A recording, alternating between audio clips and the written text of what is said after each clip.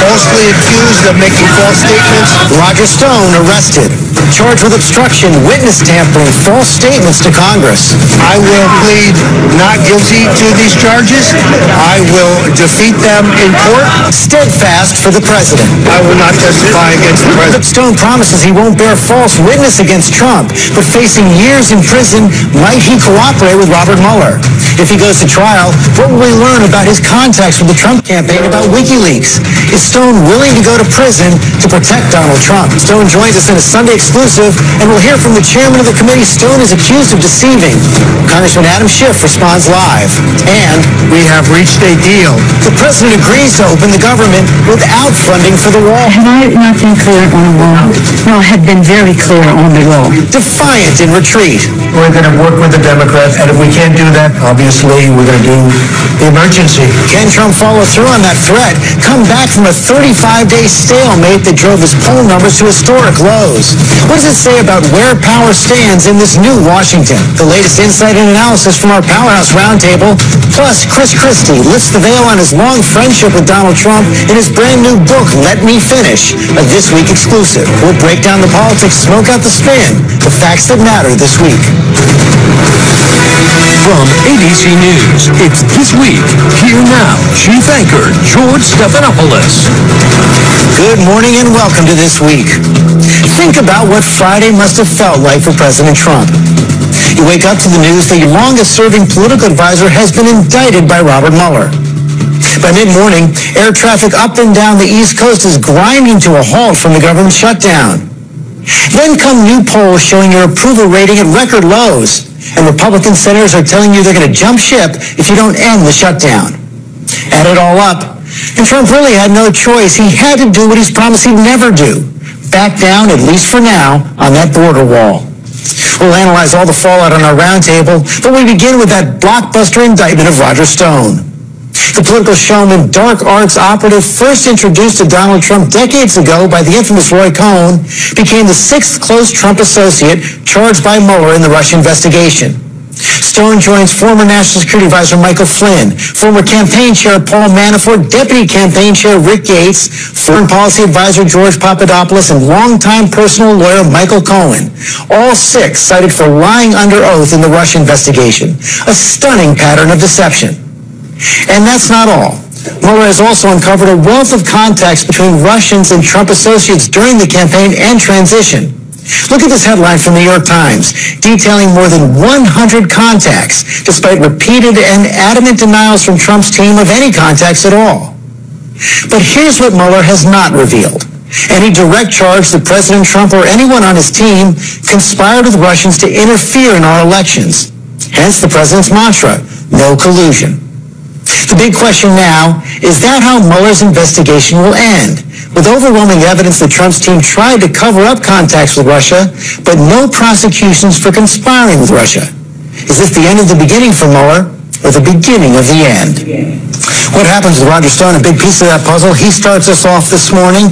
Roger, thanks for joining us this morning. We appreciate you being here, but I have to say, and you know this is pretty unusual strategy. Most people indicted go underground until the official proceedings. What do you hope to gain with interviews like this? Well, I must tell you, George, I think the way I was treated on Thursday is extraordinary. I think the American people need to hear about it. I'm 66 years old. I don't own a firearm. I have no prior criminal record. My passport has expired. The special counsel's office is well aware of the fact that I'm represented. The idea that a 29-member SWAT team in full tactical gear with assault weapons would surround my house, 17 vehicles in my front yard, including 2 armored vehicles, a helicopter overhead, amphibious vehicles in the back where my house backs onto a canal, and that I would open the door looking down the barrel of assault weapons, that I would be frog marched out front barefooted and handcuffed when they simply But could have Roger, let me just contacted me. Let me I stop think you there, people need to know about yeah, but that. as you know, it's pretty standard for that to happen. They were concerned. Actually, well, it's not, that's what our Justice Department people say. They say were concerned you were a flight risk. They were concerned you might tamper with evidence. They were concerned you might destroy evidence. So they did that. And even you, by your own testimony, by your own admission, said that the FBI agents were courteous. So let's get on. Let me address that if I may. First of all, I was released on a surety bond on my own signature, which is evidence that I was not a flight risk. And secondarily, I've been under investigation for 2 years. I've destroyed nothing. But if I were going to destroy evidence, wouldn't I have done it a long time ago? They could simply have called my lawyers, and I would have turned myself in. That's a question. This was an expensive show of force to try to depict me as public enemy number one, the OG. It's an attempt to poison the jury pool. These are Gestapo tactics. Let's get right to what may be the most explosive paragraph in the indictment, right there on page 4. Mueller and his team write, after the July 22nd, 2016 release of stolen DNC emails by Organization 1, that's WikiLeaks, a senior Trump campaign official was directed to contact Stone about any additional releases and what other damaging information Organization 1 had regarding the Clinton campaign. Stone thereafter told the Trump campaign about potential future releases of damaging material by Organization 1. Stone also corresponded with associates about contacting Organization 1 in order to obtain additional emails damaging to the Clinton campaign. You said you believe that senior official was Rick Gates, the deputy campaign chair? Yes, who I believe is seeking a reduction in his sentence. Later on, there's a reference to an exchange between Steve Bannon in which he asks me about a public event, Julian Assange's press event on October 7th, and I respond with 2 matters that have already been published by Politico and The Guardian, completely public information. One, that there are security concerns by Assange in the embassy in Ecuador, and secondarily, as Politico reported, that there would be weekly dumps of information every week for 10 weeks with all U.S.-related information, election-related information, released in the weeks before the election. So Rick Gates none of that proprietary or secret. So Rick Gates, though, did contact you about getting information? That is speculation on my part. In all honesty, I have no emails. Well, you would know if you spoke with him. I have no text message that reflects. I never spoke about this matter with Rick Gates. But I'm mindful of the special counsel's ability to induce people to say things that are not true, particularly people who are seeking a reduction in their sentence or people who have an axe to grind. I urge the president to fire Steve Bannon. That piece which I wrote for the Daily Caller showed up on Drudge, and therefore it had a major impact. I suspect that I'm not his favorite person. But notice I am not charged with conspiracy or with having advanced knowledge of the content. I said that at the top. Or the substance of the WikiLeaks disclosure. Do you know who directed Rick Gates to contact you?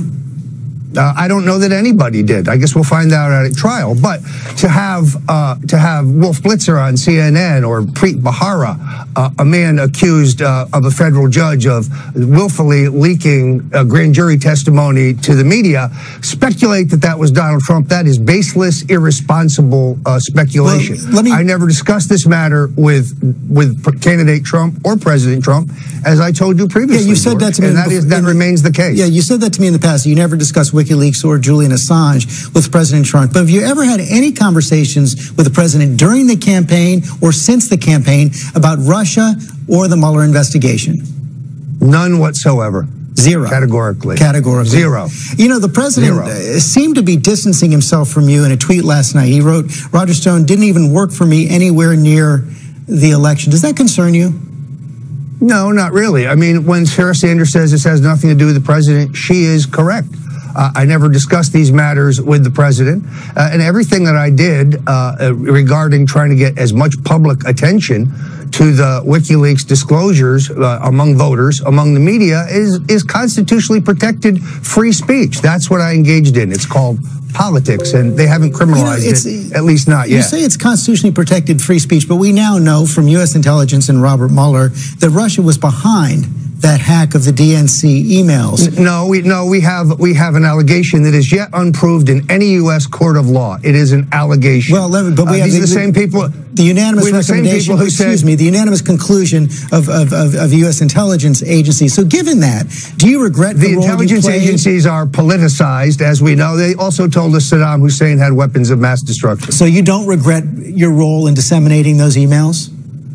I didn't disseminate any emails. That would be a mischaracterization of what I did. All I did was publicize the fact.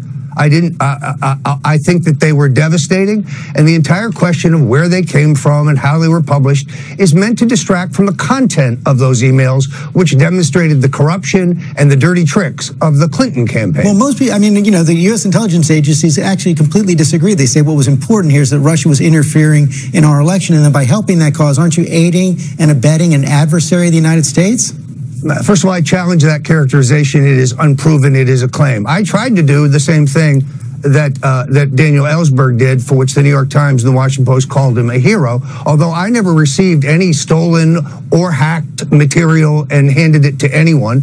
All I did was take publicly available information and try to hype it to get it as much attention as possible, because I had a tip that the information was politically significant and that it would come in October. On Friday, you were arrested, but Mueller's team also and the FBI executed search warrants of your home in Florida and up in New York City as well. Do you have any idea what they were after, and are you worried about what they will find? No, not in the slightest. I am concerned that they took a number of privileged communications between me and my attorneys. But in all honesty, I have been under surveillance for 2 years. My email, my text messages, my phone calls have been fully reviewed. We know that because they've asked people who are associated with me about specific items before the grand jury. The New York Times reported on January 20th, 2017, that I was among 3 Trump aides under surveillance in 2016. We hope to learn more about that in discovery. The Times will not retract that story. They still stand by it. I believe it to be true. And so there is nothing to find. I do have 1 million emails. They have been reported, many of them taken out of context in this indictment, but there is nothing to find. Again, I think it is designed to intimidate me, or perhaps seek personal information that it can be used to embarrass me, but has nothing to do with WikiLeaks, Russia, the 2016 campaign, or anything else. And just to be clear, have you destroyed or discarded any communications devices, wiped any hard drives clean since the campaign? Categorically not. My lawyers have been insistent on this. We very early had a request from both the Senate and the House. We have destroyed nothing whatsoever. You say you won't bear false witness against President Trump. Are you prepared to tell the truth about your dealings with him to the special counsel, your truth about your dealings with the campaign? Any chance you'll cooperate with special counsel Robert Mueller if he asks? You know, that's a question I'd have to determine after my attorneys have some discussion. If there's wrongdoing by other people in the campaign that I know about, which I know of none, but if there is, I would certainly testify honestly. I'd also testify honestly about any other matter, including any communications with the president. It's true that we spoke on the phone, but those communications are political in nature, they're benign, and there is certainly no conspiracy with Russia. The president's right. There is no Russian collusion. And he's never suggested to you in any way, shape, or form that he might offer you a pardon? Absolutely, positively not. I have never discussed a pardon. The only person that I had advocated a pardon for, as we've discussed previously, is a posthumous pardon for Marcus Garvey. And I have written the president as to why I think that should be done. Prosecutors have looked at this case, say you might need a pardon because they say it's a slam dunk case, including Chris Christie, who's coming up on the program later. You know, you denied having any documents or text messages discussing WikiLeaks or Assange, but the prosecutors in the indictment lay out several emails, dozens of text messages. You know, they're right. I did forget on some occasions that I had text messages and emails that are entirely exculpatory and prove that everything I said before the House Let me stop you right there. You say you forgot. On the day you testified, you didn't have any exchanges with Mr. Credico. You had 30 exchanges, 30 text exchanges with Randy Credico. On the day you said you didn't remember it. Mr. Credico, a man who threatened to put a bullet in the head of one of Mueller's witnesses before the grand jury, but is not charged with witness tampering or intimidation, a man who lied to the grand jury about being my source regarding the significance of the WikiLeaks disclosures, a man who threatened me in writing to have a woman falsely accuse me of sexual assault. The text messages have nothing to do with anything else having to do with him. The text messages are the text messages. They're documents. I will prove in court that any failure of memory on my part was without intent and would be immaterial. I am human, and I did make some errors, but they're errors that would be inconsequential within the scope of this investigation. You're also accused of tampering with Mr. Credico. I want to show some of the exchanges you had with him on multiple occasions. This is from the indictment. On multiple occasions, including on or about December 1st, 2017, Stone told Person 2 Credico that Person 2 should do a Frank Pentangeli for HPS CIA in order to avoid contradicting Stone's testimony. Of course, Frank Pentangeli, a character in the film The Godfather Part 2, which both Stone and Credico had discussed, who testifies before a congressional committee, and in that testimony claims to not to know critical information that he does in fact know. So you were telling him not to tell the truth. No, not at all. If you saw the actual exchange, first of all, Mr. Credico is an impressionist. He does Humphrey Bogart. He does Jack Nicholson. He does Richard Nixon. He does Bill Clinton. The exchange we talked about is Roger Stone this, Roger Stone that. Roger Stone was in the olive oil business with my father, but that was a long time ago. It has to be seen in context. It is a humorous exchange. So they taking things out of context and present them in a light that it mischaracterized their significance. I never told Mr. Credico to lie. I did at one point when he said, my liberal friends will be very upset, my progressive friends will be upset if they believe I was helping you because they would think I was helping Trump. It was only in that context that the Fifth Amendment protections were discussed. Final question. You're in good shape, but you're not a young man, 66 years old. Are you prepared to spend the last best years of your life in jail? In view of the fact that I expect to be acquitted and vindicated, and that my attorneys, including Bruce Rogow, one of the very best attorneys in the country, Grant Smith, Rob Bushell, and Tara Campion, believe that this indictment is thin as piss on a rock. So I'm prepared to fight for my life. I have to go to the public at stonedefensefund.com to ask for their support. Roger Stone, thanks for joining us this morning.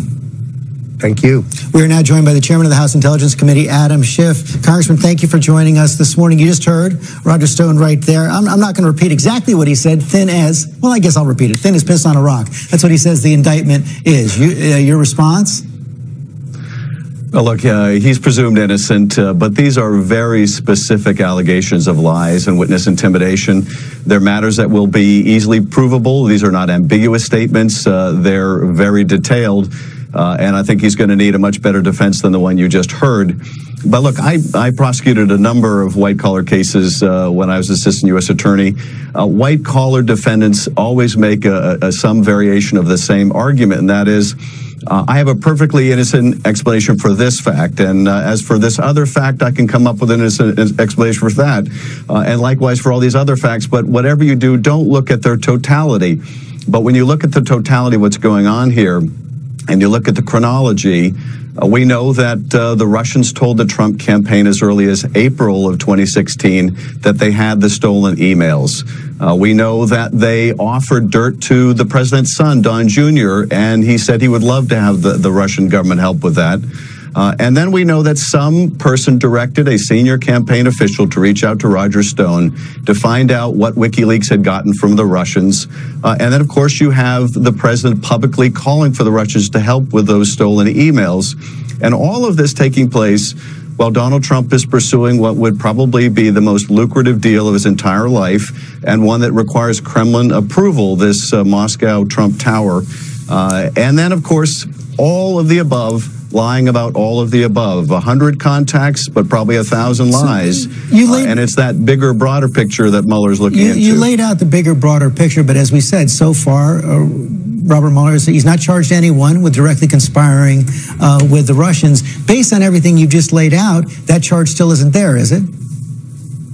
Well, you know, Bob Mueller has the advantage of a lot of evidence that we don't.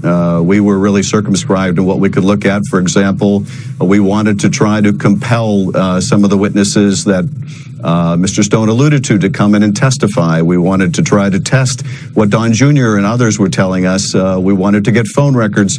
We couldn't do that, but Bob Mueller has been able to do that. And I would expect, George, that if there is a conspiracy to defraud the United States, a collusion indictment, it would be the last indictment that Bob Mueller would seek, not the first. So we'll have to wait to see what evidence he produces, but you certainly do have to ask the question over and over again, if there were innocent explanations for all of this, why all the lies? Why all the repeated efforts to get Russian help? And of course, you have this symmetry of interest here where Donald Trump wants help from the Russians with his campaign. He wants help from the Russians to build this lucrative Moscow tower. And the Russians want help from Donald Trump. They want sanctions relief.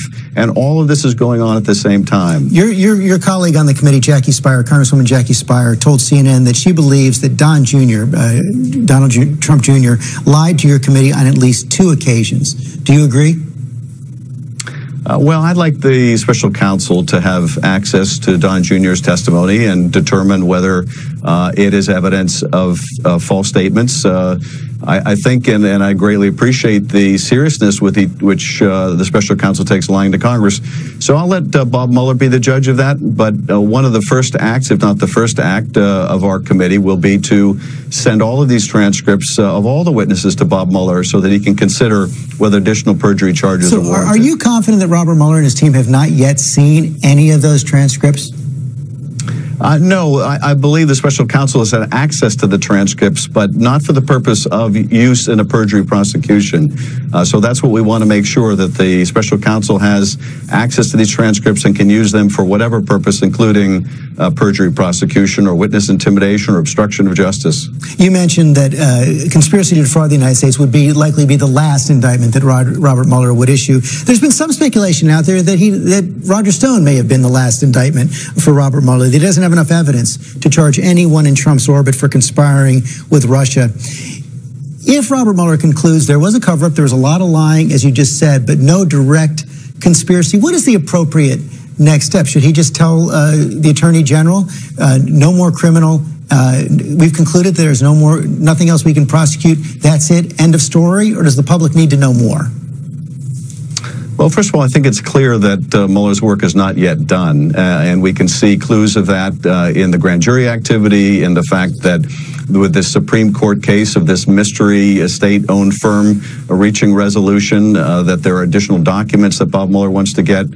So I think there's more work that he has to do. But when he is finished returning or seeking indictments, then he makes, I hope, an extensive report to the Attorney General. And that report is going to have to be made public. And I think there is significant agreement among Democrats and Republicans, even if there isn't among the nominee for Attorney General, that that is too big to be buried. And we're going to use every device and compulsion we can to make sure that it's made public.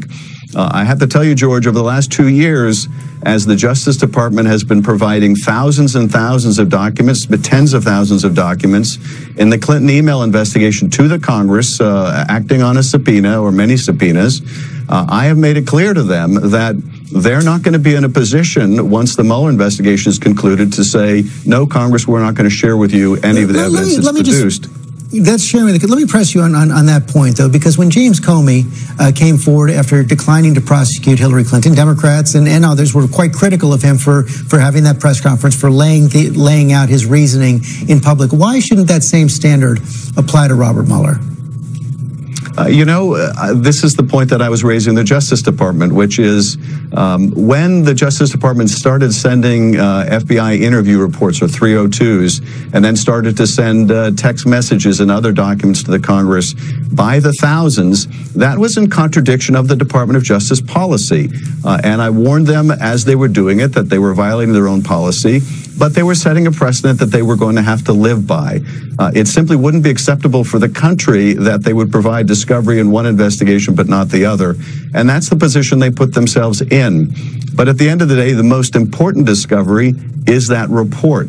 But given that it's not guaranteed, and that it may be that Bill Barr fights the release of that, we have to continue our own investigations in Congress, because one way or another, we are determined the public is going to know exactly what Donald Trump did, what his family did, what his campaign did, what the Russians did, and what we need to do to protect the country. Final question. The president is insisting that after this 3-week period the government is reopened, that he's going to demand the wall again, perhaps declare an emergency if Congress doesn't provide it. Are you prepared to support any wall funding as part of a broader compromise?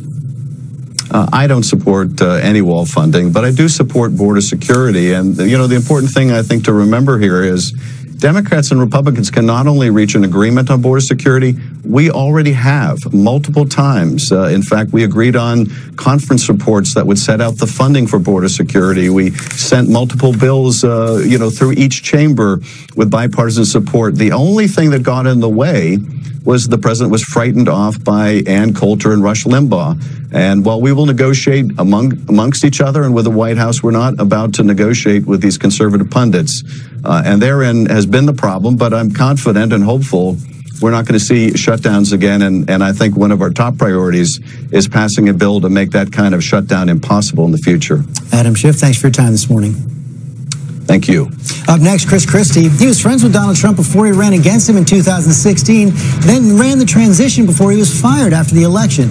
His new book, Let Me Finish, filled with revealing insights about Donald Trump, and we'll talk about how it all connects to Trump's shutdown defeat and the Mueller investigation when we come back. Post for your local news, WCPP News Center 5. Texas, I'm here today to proudly say I endorse Donald Trump for President of the United States. America must have a strong leader again that can restore American jobs, that can restore American confidence, and Donald Trump is just the man to do it.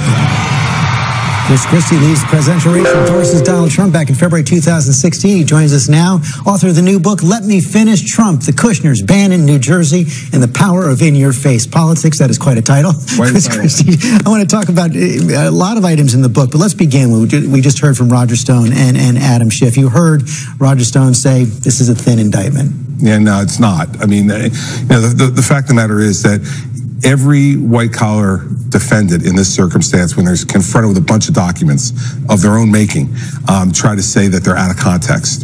If I had a nickel for every time I had a defendant tell me when I was U.S. attorney it was out of context, I'd be a rich guy, and I'm not. So the fact is that, he's got a problem because they've got all these emails and text messages that he created that tell a pretty clear story. And I think it's going to be very difficult for a jury to listen to that and conclude that it wasn't what he was trying to do. So he says he hasn't discussed a pardon with President Trump. Does he need one? Well, listen, I think if he decides to go to trial, he's in very, very grave danger. Everyone is presumed innocent, George, and so is he. But the indictment, I think, is a pretty damning indictment. And is it viable for President Trump to pardon Roger Stone? I don't think so. I don't think pardons in this instance are viable politically viable. Legally, I think he's absolutely well within his right to do it. But I think politically, and I think the president, listen, and it's one of the things that comes through in the book. I think the president understands the limits of politics. He's understanding it even more. And I think he knows that those kind of pardons would not be politically viable. One of the things that also comes through in the book, we put up at the top of the program now, 6 of the president's closest associates have all been charged now, cited for false statements. And one of the things you write in the book is one of the problems for the president is he surrounds himself with riffraff. And here's a quote: revolving door of deeply flawed individuals, amateurs, grifters, weaklings, convicted and unconvicted felons. First of all, it's quite a list. Who are you referring to? Well, I mean, I think in the book, I go through any number of folks who I think just didn't belong there. When you have a White House where Omarosa Manigault is in the White House, I don't know what she was supposed to be doing, but that's not the kind of person when we put together the transition that we wanted to surround the president with. And I think that the core of the book talks about the idea that this president was so ill-served by the decision made by Steve Bannon and Jared Kushner and Rick Dearborn to throw out all the work that was done by the transition. Well, you say very clearly Jared Kushner fired you. Well, that's what I was told by Steve Bannon. Okay, Steve Bannon physically fired me, as we described in the book. But when we had the conversation about where is this coming from, because it really came out of the blue 2 days after the election, Steve said very clearly that this was, as he put it, quote unquote, the kid. You were also very concerned about Mike Flynn. Of course, he had pled guilty as well. And you talk about that intelligence briefing back in August 2016. You and Mike Flynn went there with the candidate's first intelligence briefing. You said that you've called Flynn a Russian lackey. You said he was off the rails in the meeting. But my question to you about that, I know you're circumscribed in what you can talk about exactly, but isn't it fair to conclude, for anyone to conclude, that from that briefing on, the president did know that Russia was trying to interfere in our elections? No, I don't. Listen, I can't talk about the specifics of what went on, George, as you know, in that briefing. But I think the import of the briefing was that the then candidate, now president, came out of that with some concerns about Mike Flynn, because his conduct in that meeting was completely outrageous for a staff person. He was, upbraiding the folks who were briefing us. He was demeaning them. He was interrupting them. I felt like as a staff person there for the candidate, you were there to take notes, to listen, and then to talk to him about it afterwards, what we thought was important and what more he needed to know. I can't talk, and don't talk in the book, and we'll not talk about the substance of those briefings. They're secure. But what I can say is that that I talked to the president then after that meeting and just said, listen, this guy Flynn just does not belong close to you. He's a problem. And it culminates with the last conversation we had about Flynn right after the election, where I said to the president, I don't think you should make him national security advisor. The president said to me, you just don't like him. And I said, you're right, I don't like him. You want to know why? And the president said yes. And I said, because he's going to get you in trouble. You're candid about the president in the book, his gifts and his flaws. And you talk about a speech he gave during the campaign. I want to show a snippet of it. It was about you. So Chris, who's a friend of mine, he hit me hard. And I said, I got to hit him at least once. So I won't do this a lot. But look, here's the story. The George Washington Bridge. He knew about it. Well, he knew about it. He knew about it. He totally knew about it. You write in the book that was totally invented, that soundbite, and the president knew it. You say he knowingly lied.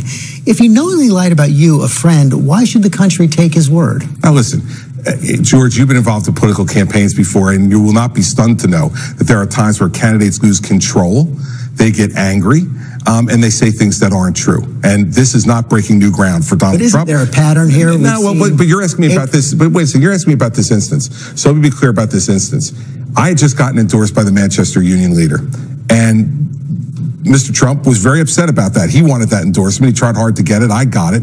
And it was literally right after that he did it. And then right after that speech, the next day, Corey Lewandowski called me, as I talk about in the book, called my campaign manager and said, listen, I've spoken to the candidate. He doesn't want to do that stuff anymore. He knows it was out of bounds, and he's not going to do it again. And he didn't do it again after that. So I attribute that to, and I tell that story to let people know there are times when the president knows he made a mistake, and he's willing to back off. This idea that he's stubborn and won't listen is just not true. But you also know it's not an isolated incident. We just put up 6 people surrounding him who've all been charged with false statements. The Washington Post has documented some 8,000 false statements by the president. Okay, but let's say it's half that, 4,000 as president. Isn't that a crippling quality for President of the United States? Now listen, I think that the president is, and I've said this on this show a number of times as a member of the panels that we have here, the president's a salesman. And he uses at times rhetoric that is overblown. But that's the way he's always been. And the fact is, when it gets down to making decisions, I've always had a pretty good deal of confidence in this president's ability to do that and to be objective about it. What I outline in the book, though, is, garbage in, garbage out. And the problem for the president has been at times, especially the people he had around him in the beginning, were just not suited to be there. And when you're getting advice from those people, like the executive orders we talked about right in the beginning, with Steve Bannon and others writing them on the back of an envelope, essentially, not vetted by Don McGahn and the people in the White House counsel's office. When you do that kind of stuff, when you have people who think they can be rogue actors like that, that ill serves the president. It got him off to a really bad start in that regard. And it drove me crazy because I knew we had a plan for him that would have gotten him off to a good start with good people. And as I said, you say a lot of positive things about the president in there. You talk about some of his defects as well. And I want to talk about that in relation to the shutdown. Show on the screen, you say he acts and speaks on impulse. He doesn't always grasp the inner workings of government, which are different from the intricacies of the business world. And he trusts people he shouldn't, including some of the people who are closest to him. You just addressed that point. Is that acting on impulse what went wrong during the shutdown, and how does he fix it now? I believe it is. I believe that, he nor the people around him developed an end game to that. If you're going to close the government, then you got to have an end game on how to get out.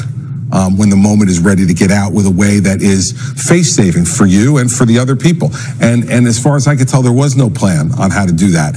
And that's an impulsive decision on his part, but also on the people around him. And how does he get out now? He hits the reset button. He's the president of the United States. So, okay, now you've got 3 weeks to hit the reset button. Now come up with a plan that you think is saleable and winnable for the country and for you politically. I can tell you, everybody who counts Donald Trump out has always been wrong.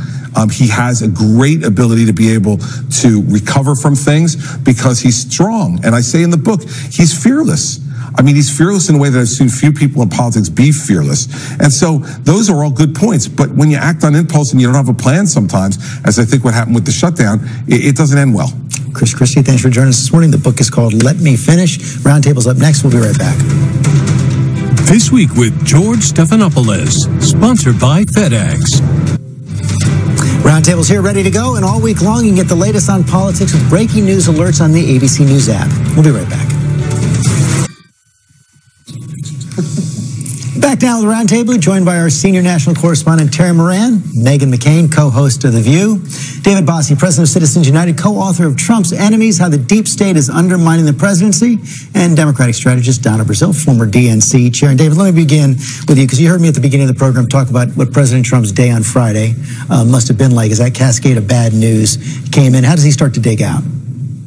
This president is solely focused on the job that he's trying to do for the American people, which means he has been working all weekend trying to figure out a path forward. He has said, I'm hitting the reset button. I have 3 weeks to try to work with the Democrats in the House and in the Senate to try to find a deal. He is going to stand tall for the border security issues, the wall being one of them and predominant, but he is going to get that. And if he doesn't get that by the 15th, he's either going to have to shut down the government. He can't do that again. Well, let me just say this. In the next 3 weeks, I think that the situation is going to change a little bit. I hope we have a better communications operation than we've had for the president. We need to do a better job for him.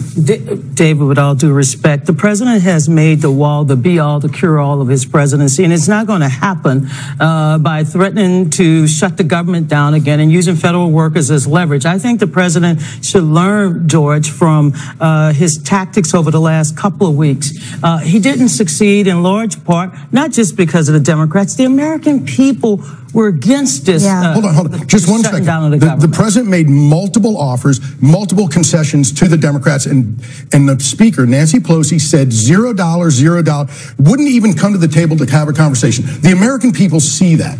No, the American one guy is trying to make a deal and the other is David, they saw 2 years in which the Republicans control the entire Congress. Now President Trump must at least negotiate with half the Congress, which is Democrat. Megan, one of the things we saw, it doesn't appear that Republican senators are going to allow the president to shut the government. Yeah, it also tested the loyalty of Republicans with President Trump, which I found very interesting. And with all of this, with the government shutdown, he has managed to alienate his base and anger moderates, which is quite a feat to do.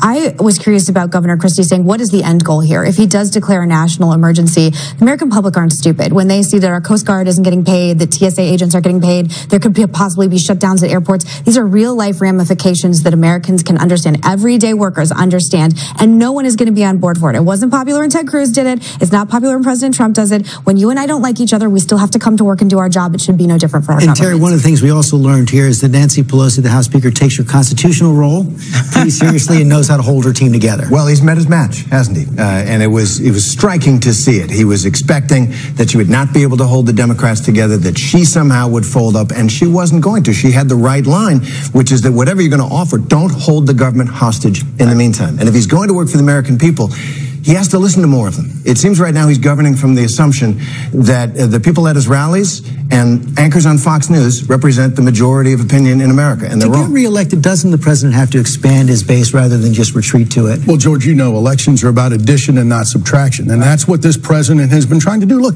we are locked in this battle over the wall. No, you look at the economy, you look at rising wages, you look at the GDP, you look at the unemployment numbers, George. He has helped every American in this economy. But that's what he is focused on. I do think we just lost $6 billion. We lost $6 billion.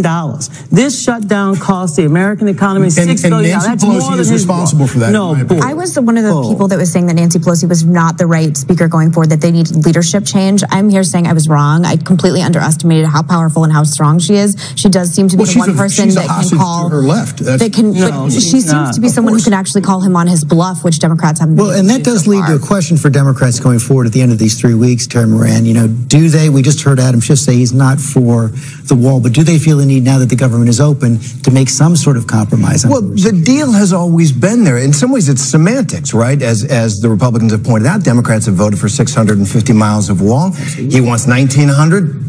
There's the deal right there. And I think what's frustrating for Americans across the board is just get it done. Get it done. And the Secure Fence Act, which the Democrats backed in years past. Look, again, the Democrats have offered more than enough compromises. The president needs to understand he cannot bully Democrats into paying for the wall that he promised Mexico would pay for. That's right. The watchword in this whole debate should be compromise. The president wanted $25 billion. He is down to $5.7 billion. He has said he would talk about the extension for DACA kids.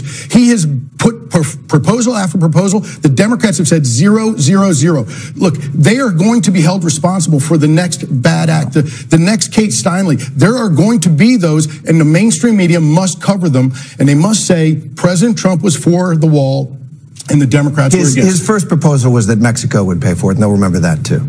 Well, look. What Chris Christie said is a lot of things are said during the campaign. Well, okay, that's what campaigns are about. Wait a second, that's the Dave. He said it 212 times during the campaign. That was the signature promise. You know what? The mainstream media has also said there's been Russian collusion for the last 2 years, and they've tried to delegitimize involvement in our election. Yeah, and Barack Obama was responsible.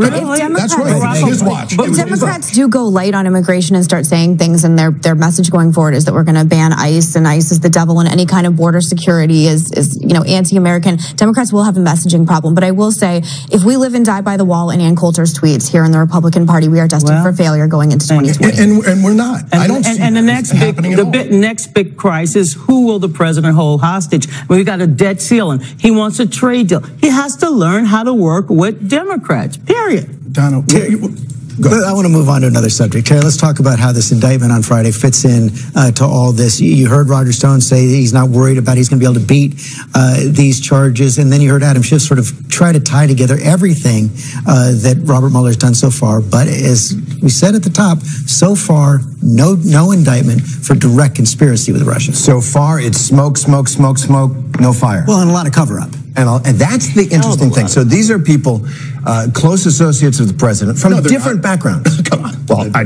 don't know, Michael Cohen, Paul Manafort was a campaign chairman, from different backgrounds who all lied, have been indicted or pled guilty or convicted of lying about Russia. In addition to the 1,000 of context between the Trump campaign and Russia, that's the sticking point when they talk to investigators. They lie about it, according to prosecutors. When your campaign chair, hold on, George. When your campaign chairman is feeding information to the Russian Kremlin, the military unit responsible for attacking our country, attacking the Democratic Party, using stolen hacked emails, which is a crime. You're stealing someone's property and you're spreading that propaganda. Come on, man. You all need to condemn it. I have. No. Thank you. Look, no one in America, Republican or Democrat, wants Russian collusion. If there was Russian influence in our election, which there seems to have been an effort, no question. You accept the conclusion. Of course. But who is responsible for that? It's not Hillary Clinton and Donald Trump. It's Barack Obama, who is the president, who should have had a handle on our national security and on our elections. Right. Let's be honest about it. Let's be honest. Of course, Vladimir Putin. There's no question the Russians and the president tried to get Congress, especially Mitch McConnell, to work with him. Look, I knew a lot more than I could say even on national TV, but we were all accused of lying. And look, now when you read this indictment, it reads like the timeline of the Democratic Party. None of it had anything to do with the campaign. All of these things happened after. What you're saying, though, is true that there was this sort of dismissal of the importance of Russia. When President Obama was debating Mitt Romney, he said it was the 1980s foreign policy, was caught on a live mic saying, I'll have more flexibility after the election. That was 2012. Yes, but there was, the Democratic Party started getting really interested in Vladimir Putin and his global expansion after the election. I will say,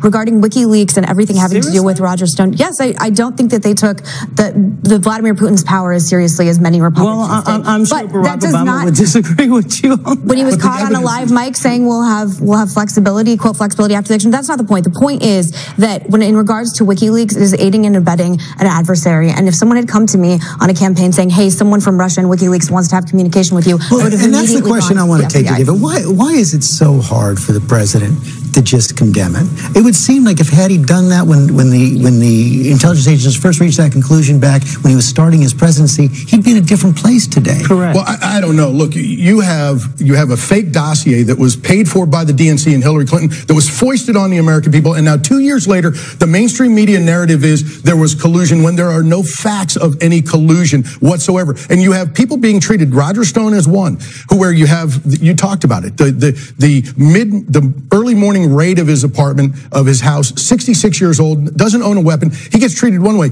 Peter Strzok, Lisa Page, McCabe, James Comey, all who have had allegations about lying to Congress. One of them has been charged with lying to Congress. It's a completely different thing. They could be. They're under investigation for lying to Congress, George. That's what this is about. You know, we don't. There's a lot of smoke. You're right, but I still believe at the end of the day, all of these dots will be connected. I happen to believe and that. there's a couple of ways to connect them. The one, that the president is enraged because he wants to be president of the United States and pursue his agenda, and this has been a politically motivated attack and distracting him, and he's handling it in an awkward manner. Two, he's hiding something. And now some of it has come out. He said, I had nothing to do with Russia. We now know through 2016 he's trying to make a deal for Trump Tower in Moscow. 37 indictments. 37 Shock, there's gambling going on here. A hotel guy is trying to build a hotel. Why did he lie? He didn't lie. I have nothing to do with Russia. He didn't do it during the campaign. There was an ongoing conversation from years earlier. From 2016. He admits that he did it during the campaign. He admits it was going on at least till June 2016. Rudy Giuliani has said at times it could have been as late He's as had November. every opportunity to disavow Putin, and then he goes to Helsinki and basically, has a bromance with him during that time. So there's when people have questions about WikiLeaks and their relationship with Russia, it's because the administration does nothing to deny it or to somehow come out and just say it's easy. Vladimir Putin's an awful man. We should have nothing to do. We're playing a dangerous game. We are. We're playing a dangerous game in the sense that we are pushing politically that Russia is the enemy. We need to attack Russia, whether it's verbally or militarily here. We are getting close. Look, you see the Vladimir Putin aided and abetted Assad. When is it that this president is going to be seen as strong on Russia? When we have a problem, and that's what I don't want to see. But he has to be strong for the American people first and stand up to an adversary who attacked us. But the discrediting, one of the defenses of the United States is the Mueller probe. Find out what happened, as he has, and who, if anyone, in the United States helped the adversary. 2 years, $40 million, and they've come up with nothing on this. 37 indictments. That's